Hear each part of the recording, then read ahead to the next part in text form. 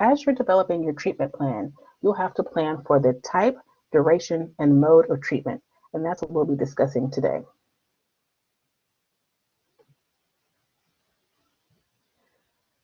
So as you begin making decisions about the type, duration, and mode of treatment, you'll begin with an assessment of where the client is presently.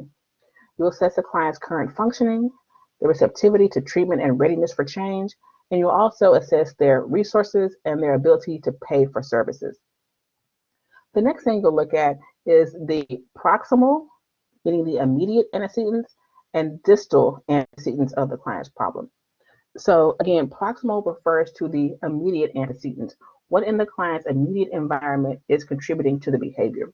So if you take something like the behavior of smoking cigarettes, some proximal antecedents of this behavior could be drinking alcohol. So when the client drinks alcohol, they tend to engage in the behavior of smoking cigarettes. It could be going out to bars with friends. So being in that environment triggers behavior of smoking cigarettes. So those would be proximal or close immediate antecedents to the behavior, as opposed to distal antecedents, which are developmental or historical issues that contribute to the problem. So a distal antecedent of the behavior of smoking could be never having developed the skills to appropriately deal with stress. So maybe the client's behavior of smoking cigarettes is not triggered by something in the immediate environment. It's triggered by the fact that they don't have good coping skills when confronted with stress or anxiety. These would be more developmental, historical issues that contribute to the behavior of smoking.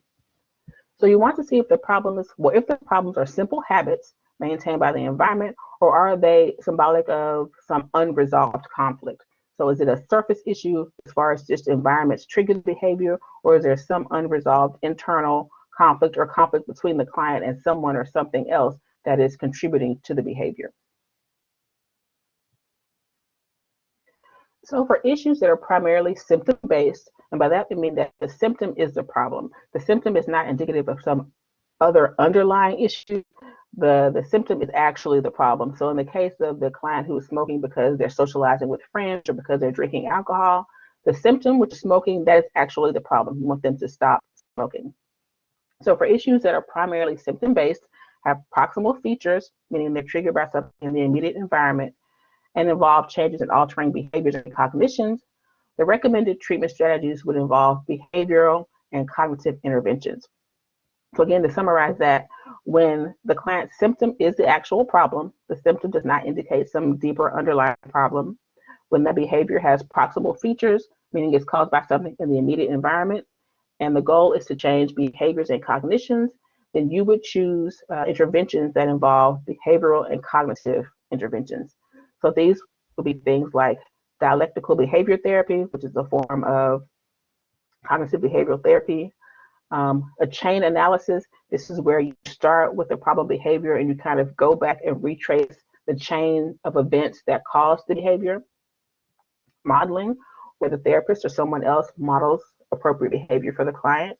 You may, model the behavior for them and then have them role play and reenact that. You may model, going out with friends and telling them, guys, today I'm not going to smoke. And you might rehearse that with your client. Other behavioral interventions could be exposure and graded practice. This is where you're exposing your client to the situation and having them become desensitized to it.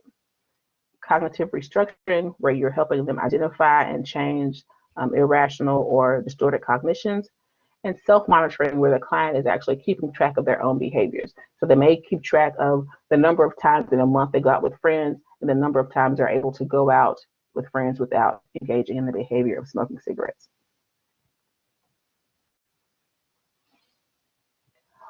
Overt or external symptoms are more responsive to behavioral strategies, whereas covert symptoms are more responsive to cognitive therapies.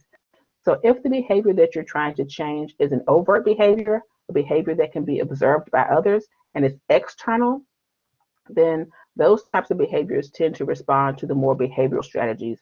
So the things like exposure, role playing, modeling, as opposed to covert symptoms. So things that are internal, like anxiety, depression, negative self-talk. those would be better treated with cognitive therapy. So things like cognitive restructuring or other forms of cognitive therapy.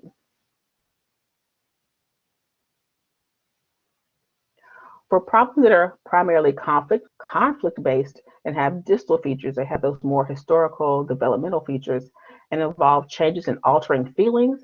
The recommended treatments would include things like reflection of feelings, mindfulness, and play therapy. So these are going to be a little bit more deep-seated issues. They're not solely caused by something in the immediate environment. They're caused by things in the client's past or development that have resulted in these behaviors. So you're going to have to go a little bit deeper in your treatment of these issues. You can't purely seek to change the behavior itself because the behavior is indicative of some underlying conflict within the client. So again, you'll reflect feelings, make the client feel understood. They can engage in mindfulness so that they're, in the present and observing themselves and others and have a realistic view of the situation around them. And then play therapy for children where they're playing through or acting out some type of conflict. So this is a little bit, deeper level of intervention. Recommended treatment for the recommended treatment strategies for resolving inner conflict. So the client has a conflict within themselves. So maybe they, have a belief system, but they're acting contrary to that belief system, or maybe they have two opposing views. So they have some type of internal conflict. So appropriate interventions for that type of thing would be interpretation. So where you're making sense of some issue that they're experiencing. They don't have insight into the reason for that experience, but you're able to interpret that for them. Confrontation with care. So you're pointing out some inconsistency in their behavior or their beliefs in their behavior. So this would be things like, you say that you're committed to changing the behavior of smoking, but I see that just this morning you went out and bought a pack of cigarettes. So your behavior and what you say you want to accomplish are in conflict. That would be a confrontation with care. Early recollection, so you're discussing, events from their childhood with them. Geograms, which genograms are family trees, but rather than just showing biological relationships, you show the quality of the relationship between people. So if you look at this picture on the right, you can see that, you can show apathetic relationships, harmonious relationships, hostile relationships, violent relationships. So again, the lines between people on this genogram, which is like a family tree, shows the quality of the relationships.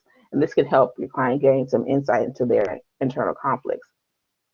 Or things like Gestalt two-chair work. This is where the client sort of enacts different parts of their personality. And so one part may be speaking to another part in the empty chair, and then you reverse roles. So this can help the client, again, try to resolve some internal conflicts.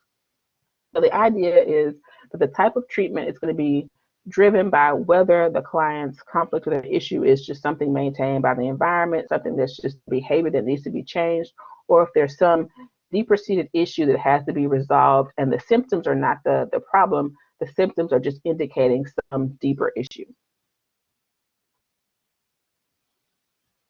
So next you'll need to consider the duration of the treatment. How long will you see the client? So a study conducted in 1986 found that most patients improve in the first 8 sessions and that 75% of patients improve by 26 sessions. So when you're thinking about the duration of your treatment, you're going to want to think somewhere, between 8 and 26 sessions, depending on the type of issue and the severity of the issue that the client has. These findings have been upheld by numerous studies, but you also have to keep in mind that sessions may be limited by HMOs.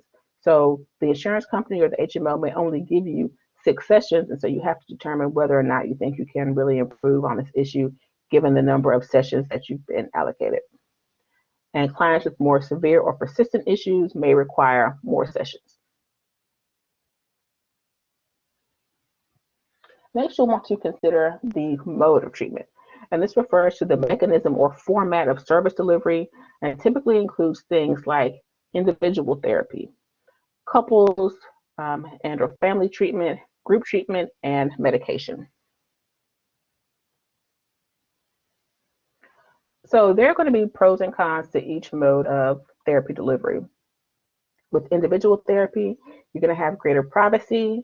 The client may engage in more self-disclosure. They may share more. They're able to get individualized attention from the therapist, and there's going to be greater identification with the therapist. Now, couples therapy allows for the direct observation of interaction between the partners. So the therapist is actually able to see how the couple interacts. Since you're dealing with both parties, you're able to get both sides of the conflict, and it allows for the development of mutual support, communication, and conflict resolution resources. So the couple is working together in therapy to develop, communication, conflict resolution skills that they will both possess. And these same advantages can be extended to the family therapy where you're working with multiple members of the same family. Now, two other modes of therapy would be group therapy and medication management. Group therapy allows for extensive modeling, support, and feedback from others. So some members of the group can serve as models for other members of the group. They can offer each other support, and they can get feedback not only from you, but from other members of the group. This can be particularly helpful for those with social anxiety disorder and others who could benefit from social skills training. So the group can really be a safe haven for clients to practice those social skills. But you also want to be aware that modeling between group therapy members can be damaging. So make sure that you're not forming a group where members are likely to model pathological or maladaptive behaviors for one another. Medication management involves the use of psychotropic drugs to help alleviate or manage the symptoms of a psychological disorder for which there is a clear biochemical imbalance. And so right now in the state of Texas, psychologists are not able to prescribe medications themselves, but you could always refer your client to a psychiatrist or a physician if you believe they could benefit from medication management. And medication management should always be combined with talk therapy. There's, pretty conclusive evidence that the best combination is medication along with talk therapy. In reality, is that always what happens? No, but the best practice is that medication should always be combined with talk therapy. So your clients are working through whatever issues they have, and they're able to develop coping skills outside of just relying on medication. And so some cultural considerations when you're doing your treatment planning. Some traditional therapeutic techniques are found to be successful with white clients of European descent may be culturally contraindicated for clients who do not fit the dominant and mainstream social, political, economic culture. So just realize that most of these interventions were developed by and for people of European descent, and so they may not be appropriate for clients of all cultural groups. So if you're a helper who's accustomed to offering these and other strategies to their clients as part of standard practice, you will need to expand your repertoire to include diverse expressions of culture among the clients. So you're going to have to, expand your horizons a little bit. So you may have to incorporate things that are non-traditional to, Western therapeutic practice, things like prayer, meditation, chanting. And you can always consult with community elders or indigenous leaders or people from that community to find out how to best work with your client. That can include things like drum work or home-based or community-based visitation. So your client may not always be able to come to you in your office. You may have to visit with them in their home or within their community.